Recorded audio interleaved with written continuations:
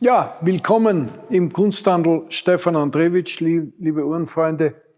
Ich darf Ihnen heute eine ganz besondere Jahresuhr präsentieren. Besonders warum?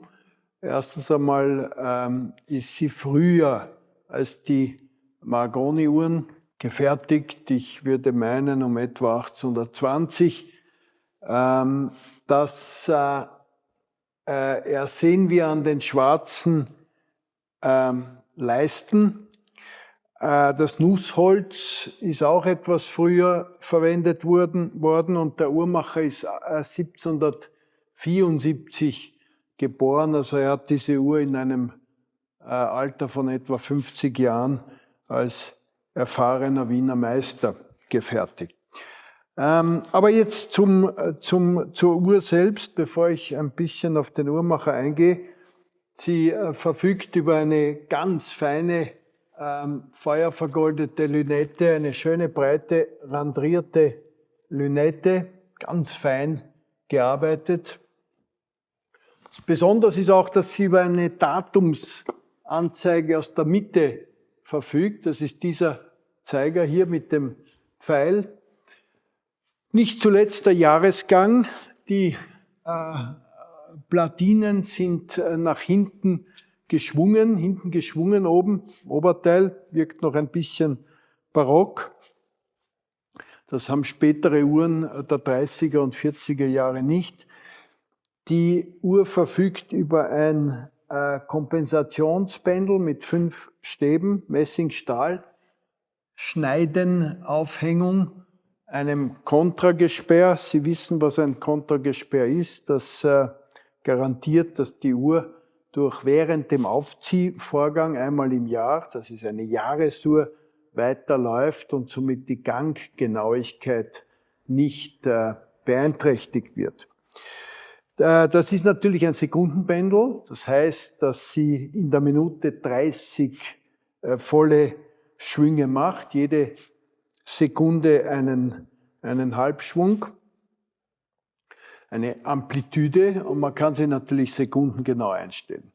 Ein wunderbares Email-Zifferblatt mit der originalen Signatur, nicht nachgeschrieben, Josef Meyer in Wien. Die Uhr ist in allen Teilen original, das ist ganz, ganz wichtig. Selbst die Stellschrauben haben sich erhalten und selbst der originale Schlüssel über eine Dauer von 200 Jahren. Ein sehr elegantes Nussholzgehäuse in schönster Proportion. Und wenn man die Rückwand ansieht, ist sie spiegelfurniert, ein sehr fein durchwachsenes Nussholzfurnier hat der Wiener Gehäusebauer hier verwendet. Aber nun zum Uhrmacher Josef Meyer. Der ist 1774 geboren und hatte einen Sohn, Anton, und eine Tochter, die Leopoldina. Die Tochter hat geheiratet den Ignaz Marenzeller. Ihr Bruder Anton Meyer war der Partner von Ignaz Marenzeller und hat eine Zeit lang mit ihm gemeinsam in der Roten Turmstraße sogar ein Geschäft betrieben. Die Uhrmacher haben sich dann später getrennt. Ja, eine Uhrmacherfamilie durch und durch. Meyer ein Uhrmacher, der Sohn wurde Uhrmacher, die Tochter hat einen der berühmtesten Uhrmacher geheiratet. Wir haben hier, wichtig zur Restaurierung, wir haben hier die Metallteile poliert, das Kompensationspendel, die Pendellinse und das Gewicht. Natürlich die Teile des Uhrwerks. Und alles andere ist in einem sehr, sehr schön erhaltenen Originalzustand, einer Patina. Hier wurde gar nichts gemacht. Wir haben die Uhr nur fein abgewischt. Also die hat sich wohlbehütet erhalten in einem perfekten Zustand. Wir haben die Uhr aus einer slowenischen Sammlung übernommen und bieten sie jetzt hier in Wien an.